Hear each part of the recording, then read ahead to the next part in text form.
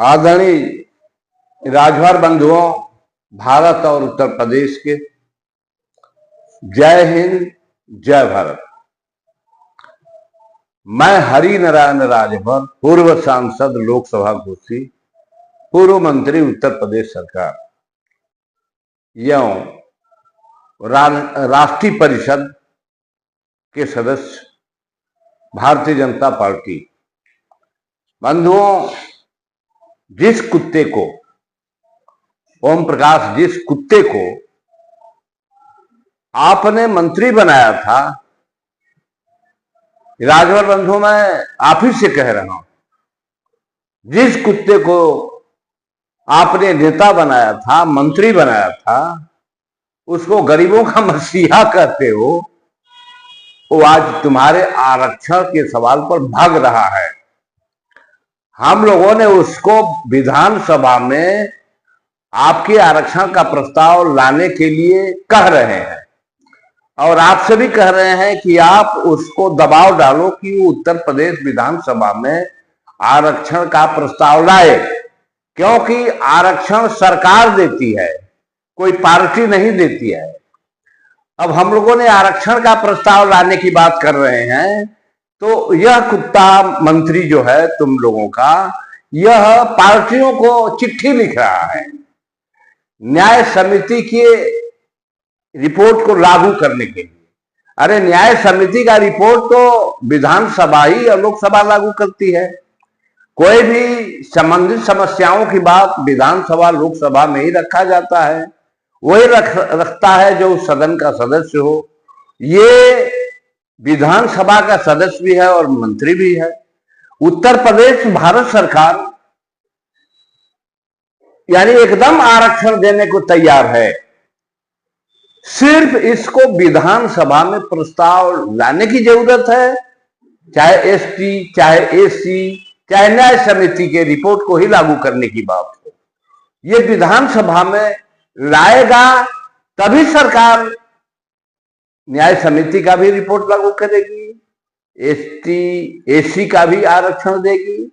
अगर विधानसभा में बातें नहीं आएगी तो अनुप्रिया पटेल, संजय निषाद, इन लोगों के घर में आरक्षण रखा हुआ है।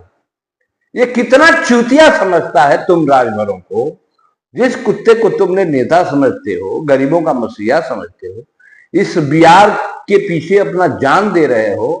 इस बियार है, ये समझता है कि राजभर हमारी इस चूतिया चक्कर को नहीं समझता है।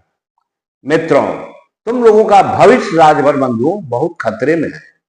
ये ऐसा बंदर जो तुम लोगों ने ऐसा बंदर को बना दिया, ये सिर्फ दौलत लूटना जानता है, टिकट राजनीतिक पार्टियों से मांगकर, बेचकर धन कमाना जानता है।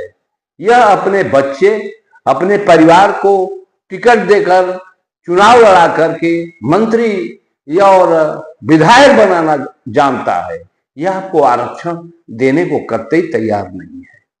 इससे आपको भिड़ना ही पड़ेगा। जिसको आपने मसीहा बनाया, उसके चौराहे पर, चट्टियों पर अब जूता मारना पड़ेगा, तब इसका दिमाग होश में आएगा। तुम राजभरों ने इसका दिमाग इतना खराब कर दिया कि आज तेरी समस्याओं को मजाक समझ रहा है। हे राजभर बंधुओं, बात जरूर बुरी लगेगी, मगर यही सत्य है। मैं आपसे कहना चाहूंगा कि आप जल्दी से जल्दी इसका घेराबंदी करके, विधानसभा शुरू है, इसमें इसी सत्र में अपने इसको दबाव देकर, इसको जो जैसे हो सके करके इसी सत्र में विधानसभा की अपने आरक्षण का प्रस्ताव इससे डलवाइए कि उत्तर प्रदेश सरकार और भारत सरकार को आपके आरक्षण देने का अवसर प्राप्त हो। नहीं तो अब की बार नहीं तो कभी नहीं। तुम्हारे बच्चों को अब बेकार बना रहा है।